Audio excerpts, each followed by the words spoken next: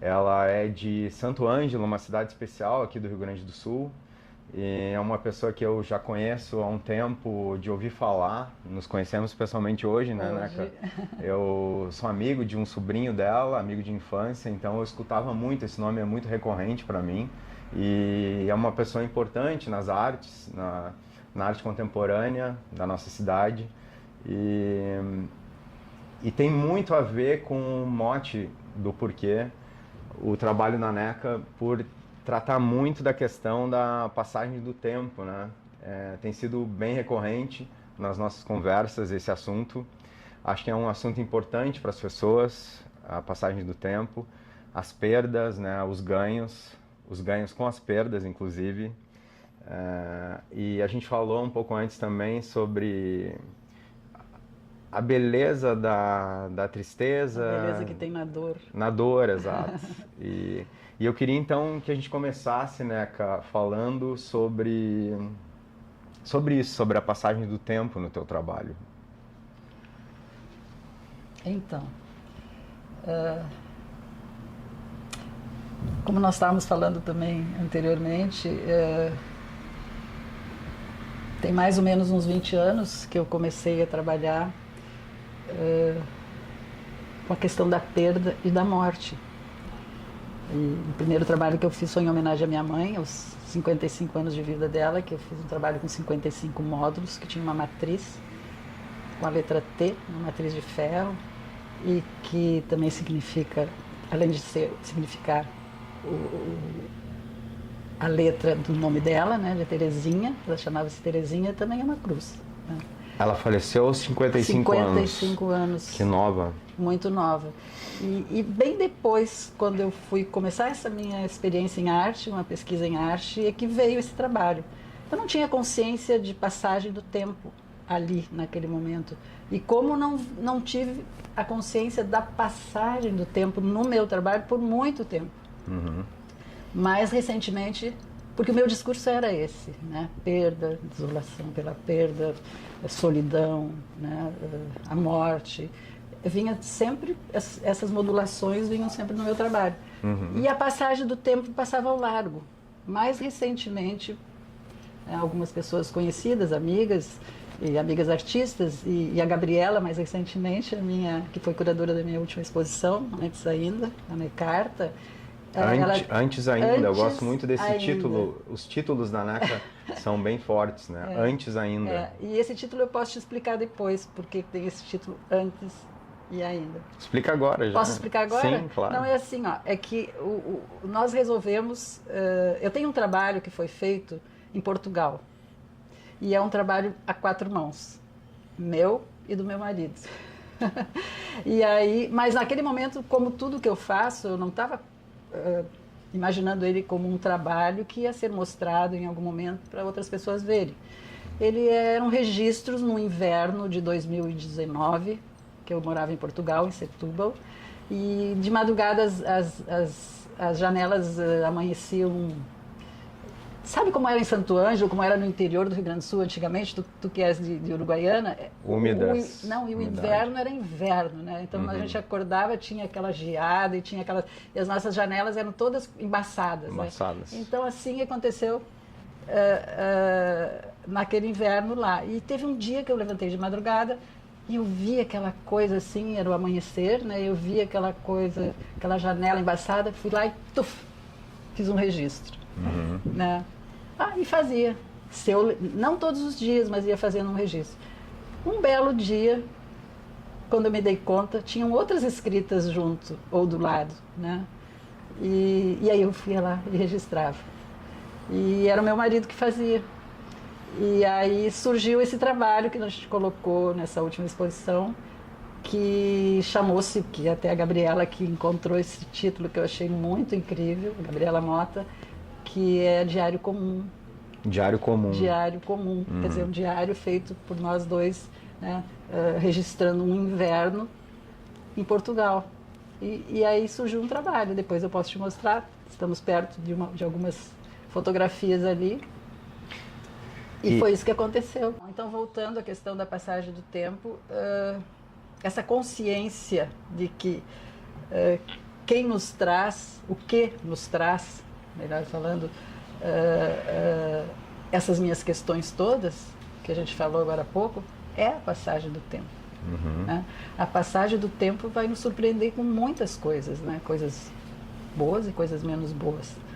A gente observando o trabalho da Nexparta percebe uma disciplina, mesmo que às vezes o artista não perceba, existe uma disciplina, existe uma coisa sequencial, existe uma coisa diária, né? Uma dedicação diária. E ela já usou comigo algumas vezes a palavra alimento, com relação ao trabalho, eu alimento esse trabalho.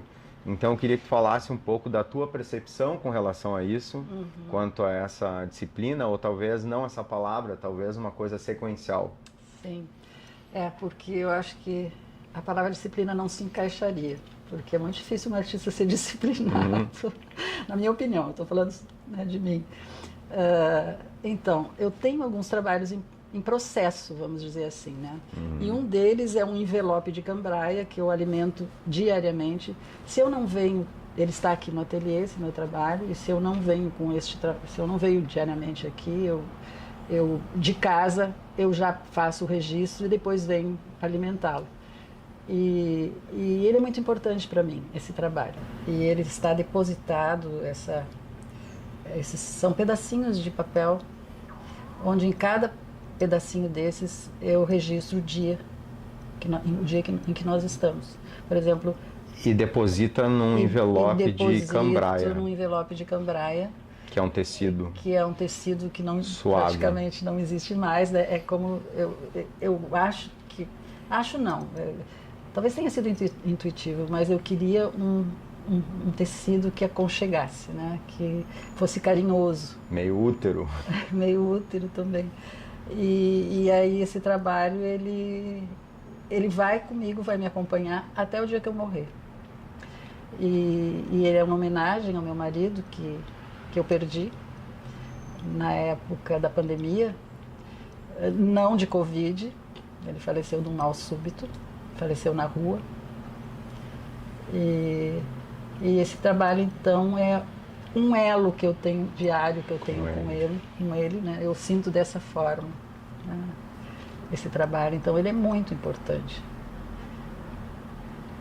É importante a gente falar, eu acho, para quem nos assiste, para quem passa por esses lutos, por essas perdas, né, Neca? E como isso, às vezes, a gente falou antes até, como existe... A gente extrai inspiração, às vezes, desses momentos difíceis e traumáticos.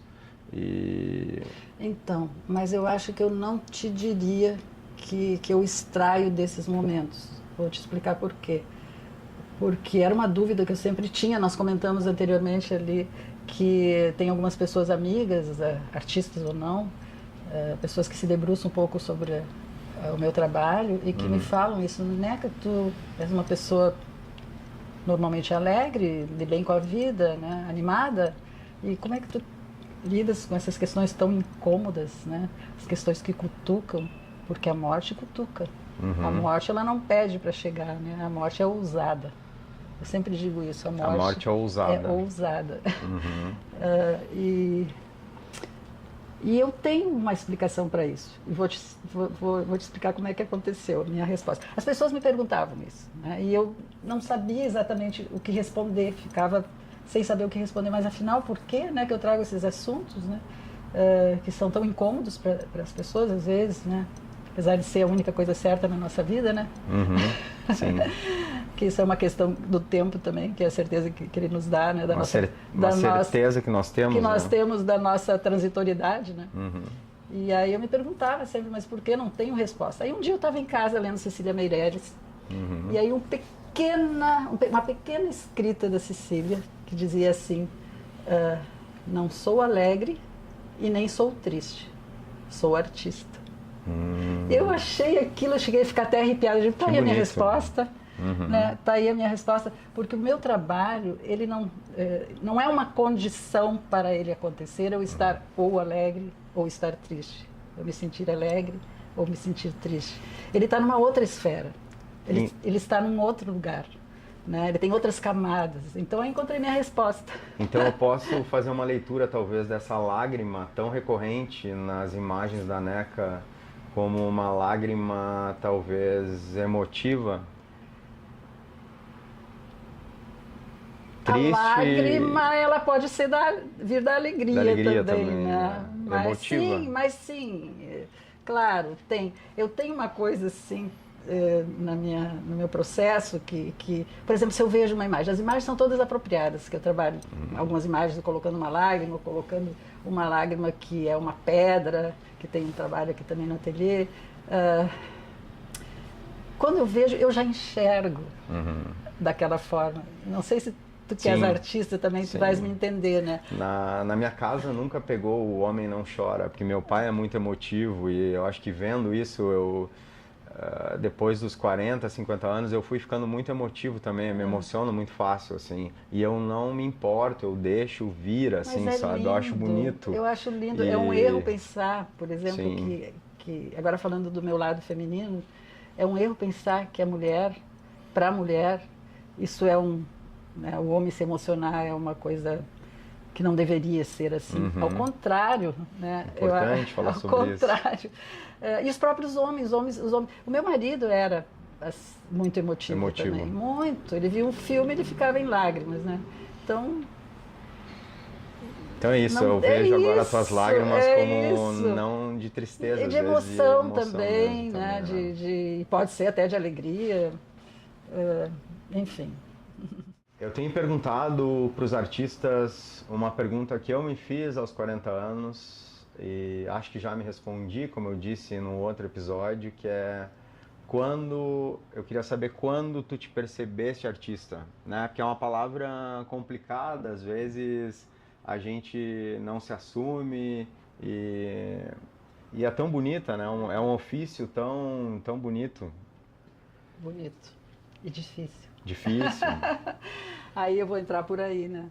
Não, essa pergunta é uma pergunta que todo artista, olha lá, todo artista se faz em algum momento da vida, eu acho, né? Tu já fizeste, eu já fiz, cada um no seu momento, né? Tem dias que eu sou artista. Tem dias que eu sou uma artista genial, que eu tenho uma ideia maravilhosa, que vou fazer uma coisa que ninguém fez. E tem aqueles dias que eu me sinto um engodo, uma falácia como artista, né? Todos nós. Todos nós. Que bom, obrigada, porque é assim que eu me sinto, né?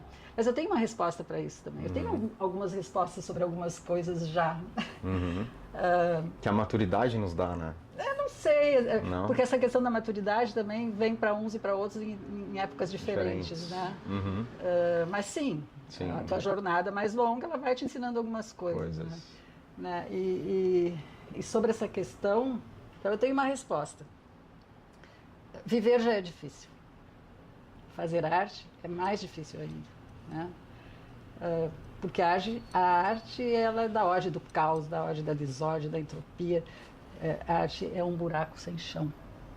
E a arte é um buraco sem chão. Só que assim, eu não sei mais, isso me acontece agora, em alguns momentos, se essa frase é minha ou é de alguém conhecido, então eu me apropriei dela, não sei mais, mas eu acho que é minha. Bom, aí o que acontece? Para o artista, para a arte sobreviver, nós precisamos correr riscos, né? Nós precisamos enfrentar nossos medos, nós precisamos enfrentar os nossos erros, as nossas dúvidas. Benditos erros, benditas dúvidas, né? Benditos medos, porque eles nos movem, né? Não estou dizendo que isso não seja bom. Mas então é muito difícil, né? Trabalhar como artista. Sim. E a gente se expõe, né, Neca? A gente se expõe. Eu conversava com a Eneida sobre isso outro dia também, no primeiro episódio, sobre o risco do ridículo, né? Essa palavra, ela é pesada, ela é forte, e a gente vive a era dos haters e o artista, ele se expõe, ele se abre, ele se entrega e a gente fica meio fratura exposta. Fica. E o que tu me diz sobre isso, assim, sobre a coragem, na verdade? Sobre a coragem, então, eu te digo que eu também estou num momento não que eu não me interesse, ou que eu não aceite, ou que eu não reconheça, mas que eu não me importo muito. Entendeu? Eu procuro Não observar. não observar muito isso, porque de uma certa forma isso também atrapalha o andamento das coisas, freia, né, o que a gente está fazendo. E eu me lembrei agora de uma coisa que eu achei incrível. Eu estava recentemente escutando uma entrevista com Miles Davis, acho que é um trompetista, compositor, Sim, não sei se é assim que a gente Miles diz, Davis, mas tu conhece, né? Sim. Maravilhoso. Essa entrevista foi do final do século passado, ele morreu no final do século passado, né? Então o entrevistador perguntou para ele: se ninguém mais escutasse as tuas músicas, tu irias continuar compondo? E aí ele respondeu prontamente: com certeza, continuaria compondo. E aí o entrevistador fez assim, né? Como? Porque eu amo fazer música. E aí entra a nossa seara. Por que nós fazemos arte? Porque nós queremos ser artistas, porque nós amamos a arte. É vital. É vital para nós, não é? Perfeito. Então é isso. Eu acho que com esse momento a gente finaliza. Eu gostaria de agradecer muito a NECA ter nos recebido, a NECA Esparta. Era uma curiosidade que eu tinha, eu já conhecia o trabalho dela. A gente se conhece agora imageticamente, né, pelas redes sociais e tal, e fica essa distância pessoal.